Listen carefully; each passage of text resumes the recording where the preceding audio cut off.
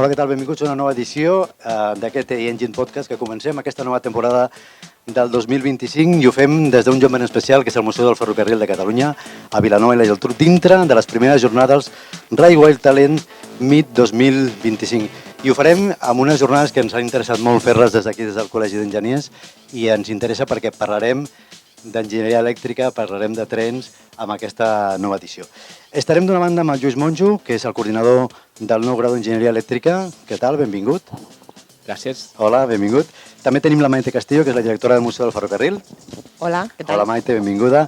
I per altra banda, dos estudiants. Per una banda tenim a l'Oriol Moreno. Hola, bones. I a la Júlia Fernández. Hola.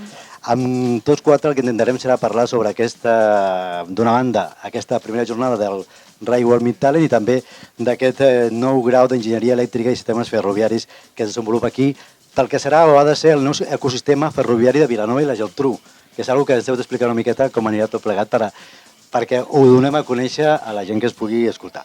Es tracta de les primeres jornades, aquesta Railway Meet Talent, són una iniciativa impulsada pel campus de l'OPC, l'Ajuntament de Vilanova i la Geltrú, amb el suport de la Generalitat de Catalunya, amb l'objectiu, segons diu amb la vostra promos, d'establir un punt anual de trobada entre empresa, el sector ferroviari i joves estudiants de cicles formatius. Comencem amb tu. Lluís, com surt aquesta idea d'aquestes primeres jornades del Railway Talent Meet?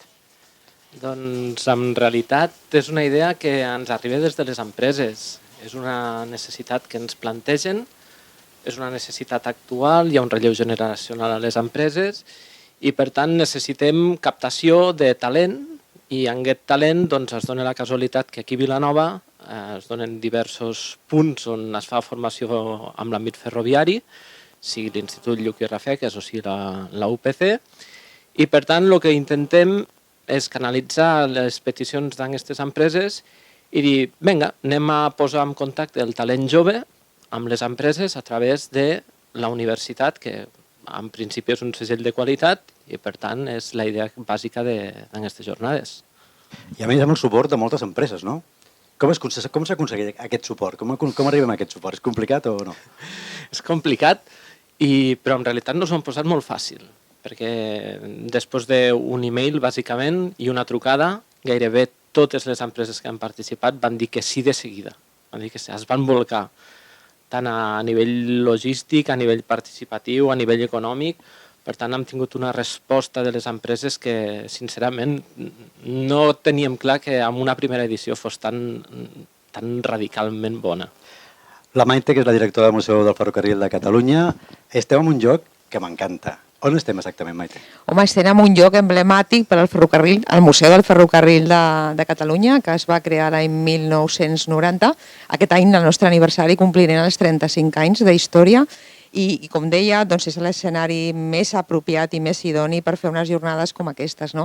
Perquè des d'aquí divulguem la història del ferrocarril, però també contribuint i estem compromesos, com deia el Lluís, a la captació del talent ferroviari, no? Perquè és cert que ha arribat un moment, en aquesta dècada, ja fa uns anys, ja podríem dir que fa més de 10 anys, 15 anys, doncs que els experts ferroviaris han deixat ja la seva vida laboral, perquè amb els seus orígens i amb la història, les pròpies empreses generaven la professió del ferroviari, no? O sigui, la formació s'adquiria, diguem-ne, la donaven les pròpies empreses a base de la carrera professional, no?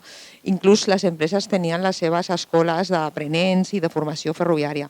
Clar, tot això amb el temps, això va ser el segle passat, va anar desapareixent i és el moment del canvi d'aquests experts ferroviaris que ja van deixant la feina perquè, per sort, arriben a l'edat de jubilació i es poden dedicar a altres activitats diferents, que molts d'ells col·laboren amb nosaltres com a voluntaris, també ho he de dir, doncs arriba aquest moment de la transició que és necessari que el món acadèmic s'apropi al sector i sobretot s'apropin, i les empreses tenen la necessitat d'aquests experts ferroviaris, per tant és un sector, jo crec, amb molta demanda de nous professionals.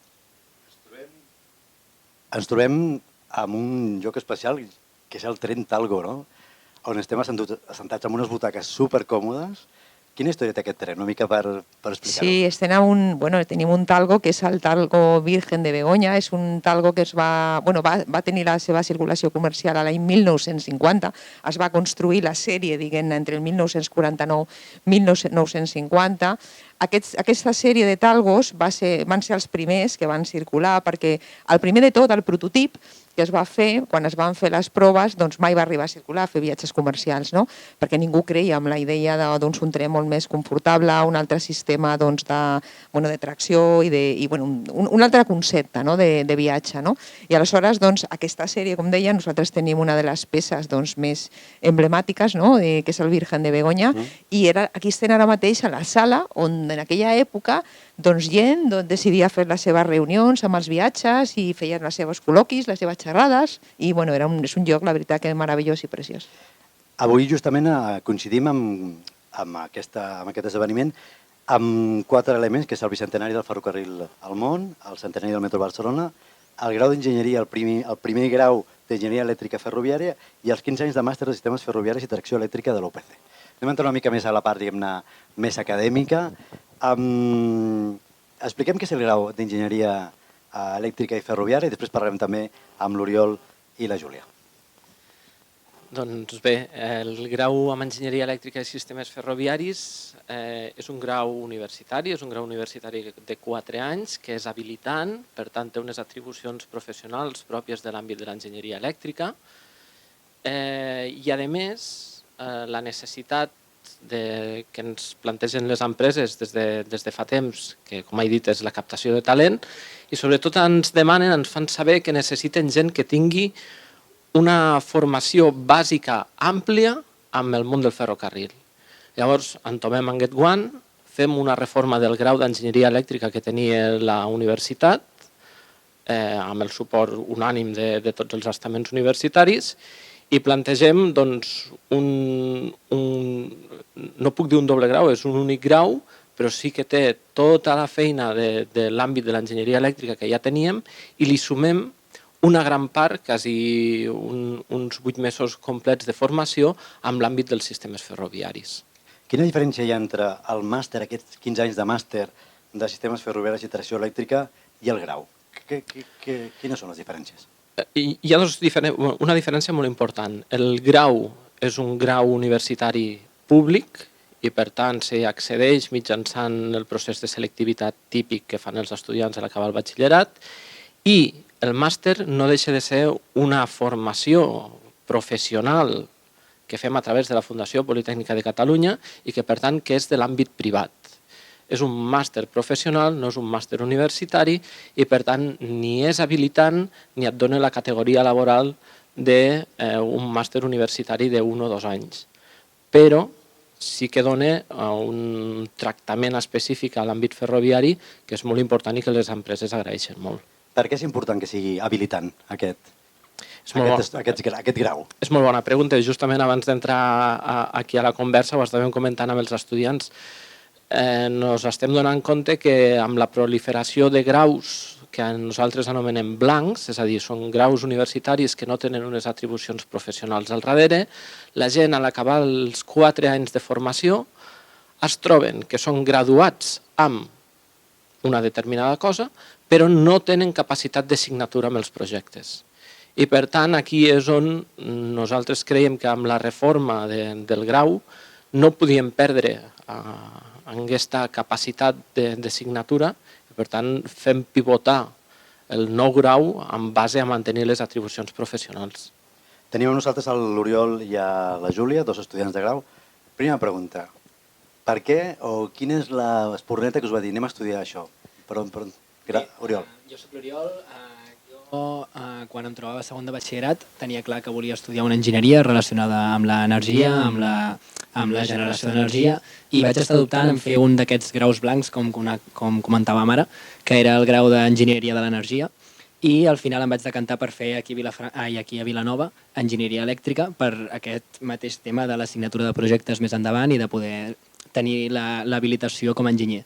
I un cop ja estàvem cursant aquest curs, que vam entrar jo i la Júlia junts, ara farà gairebé 2 estius, es va proposar dintre del centre, dins de l'escola, el Lluís ens va proposar aquest nou grau d'enginyeria elèctrica i sistemes ferroviaris. Com ens ha comentat el Lluís, és un nou grau que no deixa de banda tot el que seria una enginyeria elèctrica, per tant, jo que en primera instància vaig volia fer una enginyeria elèctrica, doncs m'hi sentia còmode i m'hi sentia cridat igualment.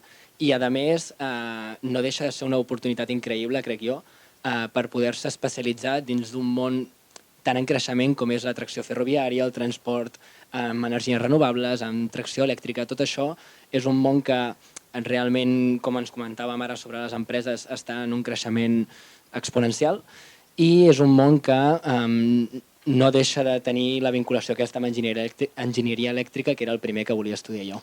La part ferroviària és alguna cosa que ja ho teníeu en cap o ha vingut a més i dius, ostres, perfecte? Ha vingut encaixadíssim perquè realment jo mai m'hi havia fixat específicament en el tema de la tracció elèctrica, però va ser això de que va sortir la proposta per part del Lluís i per part de la facultat i vam començar a fer recerca, vam començar a interessar-nos i mica en mica li vam anar agafant les ganes a part de poder fer una cosa especialitzada, fer una cosa que realment té tanta projecció i tant de futur, ja no en tema de sortida laboral, que és cert que té un potencial molt gros, sinó en un tema de millora social com és la mobilitat sostenible i la mobilitat elèctrica.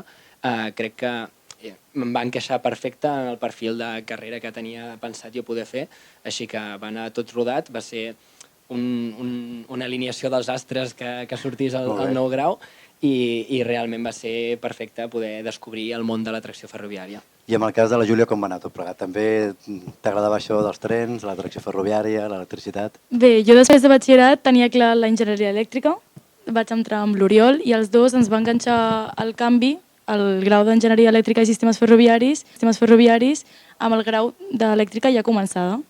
I llavors vam dir, bé, què fem ara? Seguim amb elèctrica o aprofitem aquesta nova oportunitat d'aquest nou grau?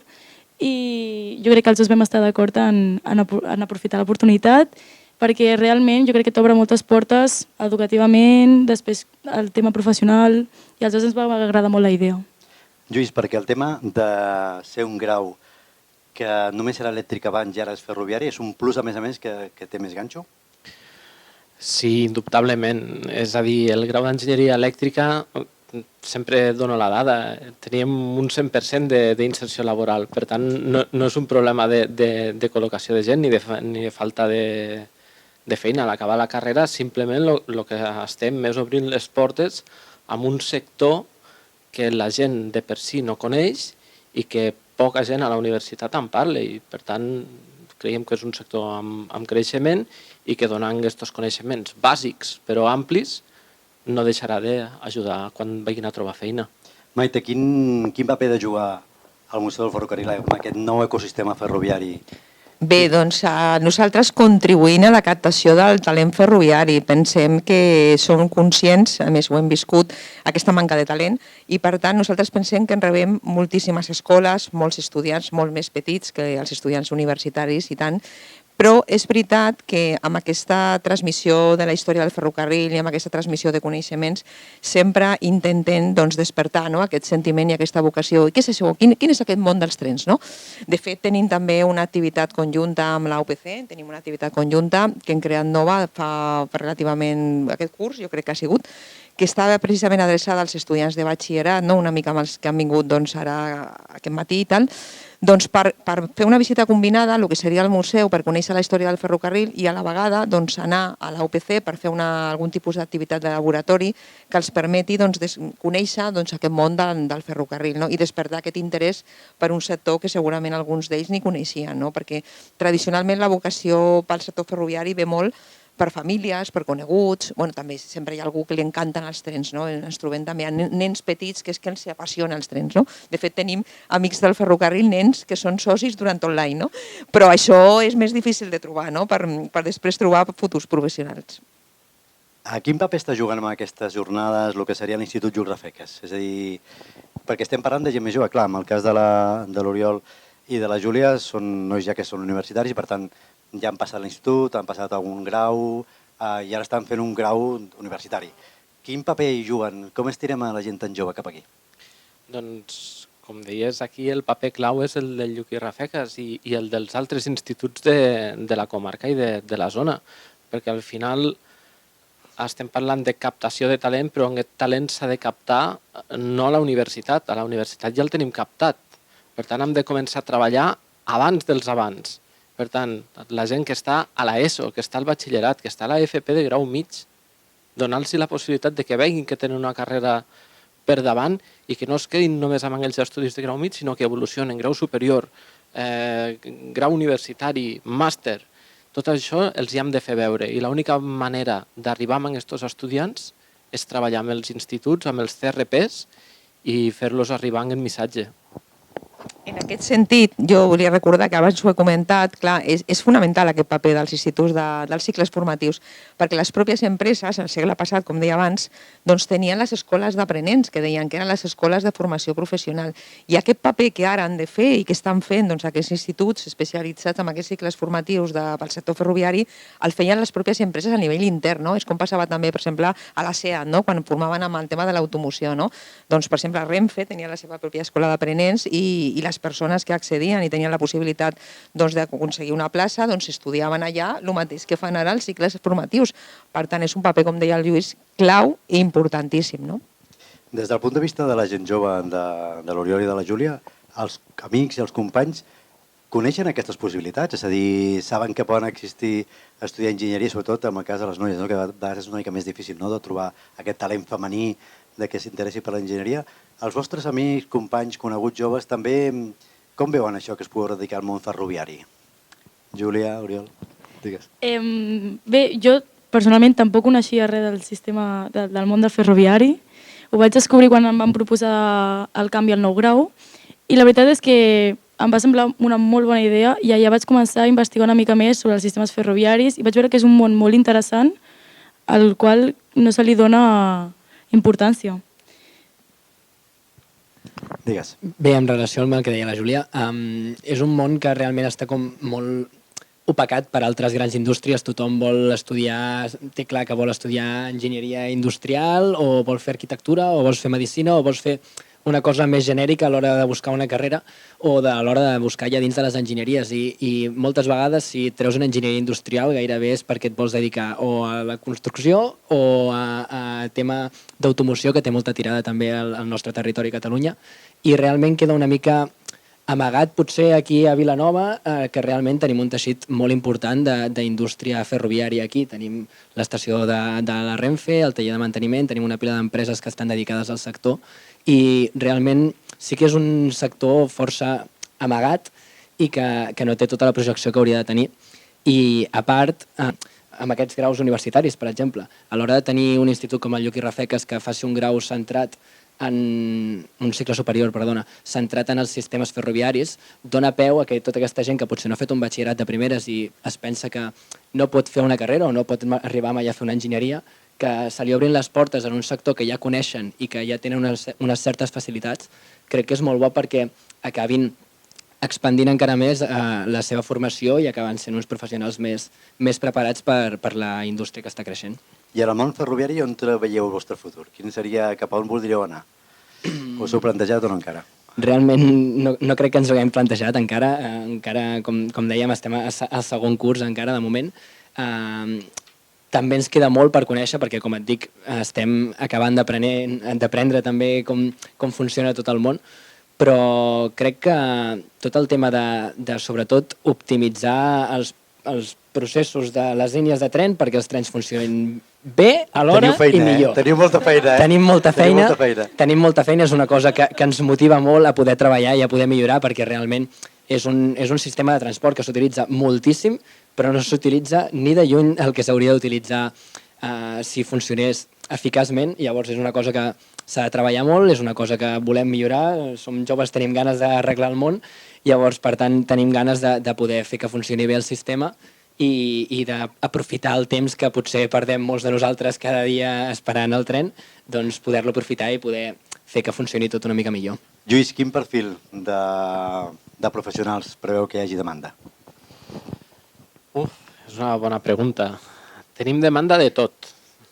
És a dir, tenim demanda de gent que sàpigui de digitalització, d'intel·ligència artificial, de ciberseguretat, de perfils més tecnològicament tirant a lo elèctric. Hi ha una manca brutal d'enginyers industrials, elèctrics, electrònics, de telecomunicacions, necessitem informàtics, necessitem, fins i tot aquest matí, una de les companyes que ha sortit a la tertúlia a les jornades era psicòloga. És que ens fan falta psicòlegs, ens fan falta advocats. Necessitem tots els perfils possibles i les empreses ho reclamen, fins i tot metges. Déu-n'hi-do. Digues, Maite, digues. Jo crec que de cara al futur és fantàstic tenir l'especialització del sector ferroviari, però jo crec que això al final acabarà una mica el treball en equip, bueno, que és fonamental, és una mica l'exemple de la medicina, no? I dels metges. No? Quan tens un cas, no? El típic a l'hospital que arriba un cas que dius tinc un cas greu, no? Potser d'una malaltia greu, no? Doncs ens fa una reunió de diferents especialitats, no? De metges per decidir quin és el tractament millor per donar-li a aquest malalt. No? Doncs en aquest cas dels trens, els trens cada vegada... Ara estem en un moment fonamental d'inversió i a més de renovació del parc mòbil, per tant els trens cada vegada són més moderns, tenen unes tecnologies més avançades i se necessiten el coneixement d'especialitats, com deia el Lluís, d'intel·ligència artificial, informàtica, coneixements ferroviaris, o sigui, una barreja una mica de tot, i això implicarà una feina en equip que dona possibilitats de feina a moltíssima gent, no? I a moltíssims professionals. També volia afegir una cosa en relació amb el que comentava l'Oriol, que estem a Vilanova, no oblidem que estem a Vilanova i la Geltrú, la capital ferroviària per excel·lència. I en línia amb el que ell comentava, una persona que vulgui venir a viure al municipi i que comenci de jovenet té la possibilitat de fer tota la seva carrera professional ferroviària amb el mateix municipi i després quedar-se a viure aquí si vol. Per tant, és una oportunitat fonamental, única. No sé exactament el perfil d'estudiants, perquè és un grau únic a tot l'Estat, no? La gent que vulgui estudiar una enginyeria d'aquest tipus només ho pot fer a Vilanova o tenim més opcions? És un grau únic a tota Espanya. Tenim alguns companys arreu d'Europa que sí que tenen graus similars amb altres noms, tipus enginyeria en mobilitat, però el grau en enginyeria elèctrica i sistemes ferroviaris, com l'hem creat aquí, en realitat només existia, perquè ara ja no, per diversos motius, però existia només al Regne Unit, a Birmingham. I per tant, sí, som únics i els perfils que nos han de venir són gent que tinguin ganes d'aprendre amb moltes ganes. És una qüestió més d'actitud que de currículum. I un fet important és, com hem comentat abans, que hi ha moltes empreses que col·laboren amb vosaltres. Què és el que poden veure aquí els estudiants o futurs estudiants amb aquest certamen? Què hi poden veure? Què hi troben? Bé, la idea principal és que apropar les empreses, que no les veguin com a grans corporacions, sinó que les empreses s'obrin una mica i expliquin, primer, quines són les feines que fan interiorment i després quines són les possibilitats de carrera professional que ens estan donant als diferents estudiants. I per tant, el que volem és un missatge en positiu de les empreses, sobretot d'il·lusió cap als estudiants. Com a estudiants, què heu vist aquí amb el Railway? Què us heu trobat? Per mi, la jornada ha sigut un punt clau, perquè sí que és veritat, ens van presentar allò de sistemes ferroviaris, però no sabia ni què es feia al món laboral, ni quines empreses ben bé estaven. I al tocar-ho de mà, al parlar amb els representants de les empreses, al poder fer aquestes simulacions, a mi m'ha ajudat molt a entendre el concepte i sobretot trobar la motivació per la carrera. Que molts cops estàs allà estudiant matemàtiques, física, i dius, jo tot això per què? I al tindre el contacte amb les empreses et recorda el per què ho estàs fent. Sí, a part, destacar que aquí al museu tenim una pila d'activitats, ens han muntat aquí una pila de realitat virtual, simulacions i de tot, que a part de nosaltres que ja estem dins de la carrera, amb gent que ha vingut aquest matí a batxillerat i aquesta tarda que ara estan per aquí de cicles de formació superiors, és una manera perfecta de poder, és això, tocar, poder provar, poder simular, poder entendre ben bé com és que funciona realment aquest món laboral i sobretot agrair moltíssim a les empreses que han sigut superproperes amb nosaltres, han vingut, han fet el que fem nosaltres, han estat parlant amb nosaltres, hem parlat de 30.000 coses, el que deia el Lluís d'humanitzar-los, d'acostar-los a nosaltres que no són grans corporacions i sobretot agrair-los que ens han portat una pila de coses, ens han portat una porta de tren que funciona, ens han portat... Què vols dir que funciona? Ens han portat una porta de tren real que tenim aquí, que hem pogut estar provant-la, ens han estat explicant com funciona, ens han estat explicant quins mecanismes porta i és una manera de... Tota la matemàtica que deia la Júlia que veiem a classe, doncs ens diuen, doncs mira, això està aquí, aquí, aquí i funciona per això, això i això. Maite, molt important també veure aquest contrast, no? De simulador, realitat virtual, amb un talgo dels anys 50, no? Aquest contrast jo crec que és molt interessant, no? Sí, bueno, estem aquí al talgo, com deies, i estem dins de lo que seria la museografia, que a través del relat d'un viatge en el tren del temps doncs es intenta apropar i ens explica la història del ferrocarril, no? Estem combinant doncs, el segle XXI, el futur, no? I una mica també al passat, no? També amb la gran col·lecció de locomotores que tenim fora, les locomotores de vapor, no? Per tant, és que és l'escenari idoni, no? Quan parlaven de la celebració de les jornades, no? Del Railway Talent Meet, doncs, bueno, ens va sortir la idea, no?, de dir, ostres, anem a concentrar-ho tot aquí, perquè és el lloc ideal dintre d'aquest ecosistema ferroviari, no?, de la capitalitat ferroviària que parlaven abans, doncs aquell lloc és aquí, no?, per fer-ho i perquè ens trobem tots junts i que podem gaudir dos dies com avui. Des dels estudiants sembla que teniu també alguna iniciativa, no?, de poder tirar endavant alguna associació, alguna entitat dintre de la pròpia universitat que uneixi més aquest tipus d'activitats. Què esteu pensant? Mira, vam estar... Bueno, tot això està en procés de moment, però a part de, com comentàvem, de fer les classes de matemàtiques cada dia, creiem des de... Bueno, el centre aposta moltíssim per poder fer activitats diverses que facin que, més enllà de les classes, hi hagi vida universitària dins del centre. Llavors es fomenten moltes associacions i de la mateixa manera que tenim una associació del Fórmula Student, tenim una associació sobre la moto elèctrica per competir, ens agradaria muntar una associació centrada en el món ferroviari en la que podem doncs això, tocar, poder jugar, poder experimentar amb màquines ferroviàries reals que ens acostin més a el que seria el món laboral i deixar una mica de banda o aplicar, més ben dit, els coneixements que traiem de classe. Júlia, què els hi demanaríem a la universitat? Què et trobes a faltar o què voldries tenir per acabar la teva vida universitària a dalt de tot?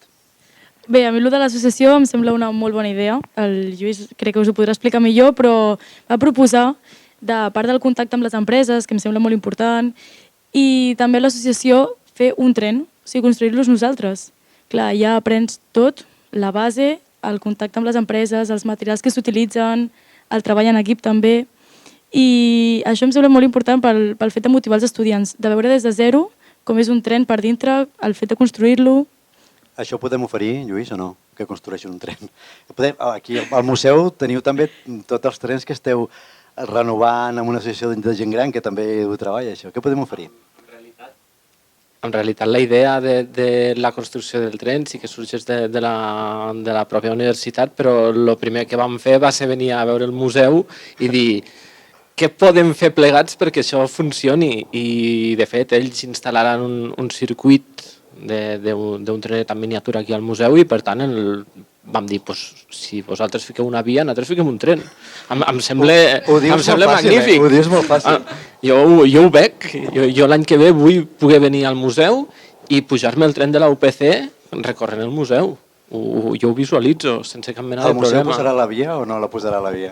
Bueno, sí, nosaltres de fet tenim un projecte, tenim una subvenció a més que ens ha donat la Generalitat de Catalunya per fer uns trams de formigonat i en un d'aquests trams volem fer un petit circuit, que seria un petit circuit a més, sobretot a la zona infantil, per deixar-ho ja tot enllestit, i la nostra idea és fer-ho perquè tenim l'aportació econòmica que ens l'han concedit i ara estem definint precisament el com fer-ho i com muntar-ho, no? I nosaltres posem la via, no serà una via com la de la R2 de Rodalies, però serà... Serà millor. Tindrem un bon servei, o que sí, Lluís, tindrem un bon servei i si ells construeixen el tren doncs serà un èxit, no? I jo crec que al final és creure en allò. Lluís. Sí, i a més, amb el que deia la Júlia i el que comentàveu ara, hi ha una cosa que la universitat està canviant i és la manera de fer. Tenim un projecte que es diu Galàxia Aprenentatge que ens fa replantejar la manera amb la que fem les coses. I una manera que volem canviar és sortir de l'aula, sortir de les classes teòriques, que s'han de continuar fent, però volem donar un alt valor a la presencialitat i a l'aplicabilitat dels coneixements. I l'aplicabilitat només s'aconsegueix tocant. Per tant, és necessari que sortim, que vinguem aquí i muntem un tren si fa falta. Esteu disposats, Oriol i Júlia, a muntar el tren? Bé, motivats estem. Que ho sabrem fer. Segur que sí. Falten estudiants. No patiu. Realment és això, falten estudiants. Ara mateix també s'ha de dir, ha començat el grau aquest any, és el primer any, només hi ha una tongada d'estudiants nous que estan fent el nou grau. Nosaltres estem a segon, però perquè ens va enganxar que ja teníem la carrera començada quan es va crear el nou grau. Però realment fa un parell de setmanes vam tenir la jornada de portes obertes aquí a la universitat i hi havia molta gent que venia interessada per aquest nou grau d'Enginyeria Elèctrica i Sistemes Ferroviaris. Creiem que és una atracció boníssima per nous estudiants que vulguin venir aquí a Vilanova i que tinguin clar que es volen dedicar a aquest món dels sistemes ferroviaris, i crec que si nosaltres tenim una idea, a la que vingui un altre estudiant i tingui una idea millor i en puguem parlar, podem gestionar-ho, podem sumar tots el nostre granet de sorra, és un projecte molt ambiciós, però és un projecte que es pot tirar endavant, sobretot amb l'ajuda inestimable de la universitat i dels professors que ens hauran d'ensenyar com hem de muntar el tren. El Lluís, què li demana a aquests propers mesos, a aquests propers anys d'aquest nou grau? Jo demano que tinguem públic, és a dir, que el nostre missatge en positiu envers el tren i envers la formació de qualitat i especialitzada arribi als instituts, i m'encantaria veure 200 persones sol·licitant l'accés al grau l'any que ve. I això ho veurem? No ho sé, espero que sí. Maite, anem tancant. Com pot ajudar el Museu del Ferrocarril? Nosaltres buscant aquest públic, que confiem que el tindrem, perquè a més, com deia abans també, tenim trens nous que vindran, tenim una renovació total del sector ferroviari, tenim la renovació i la construcció de noves vies, la substitució d'infraestructures, vull dir, és segur que això ho aconseguirem.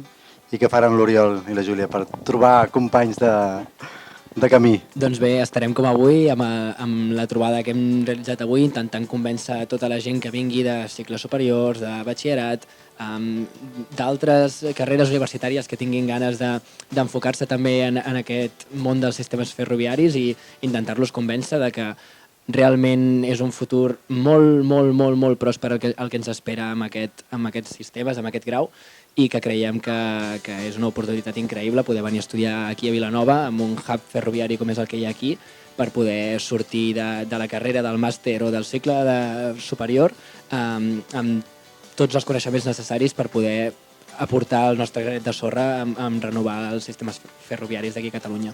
Doncs amb l'Oriol teniu un gran comunicador que intentarà trobar molts alumnes.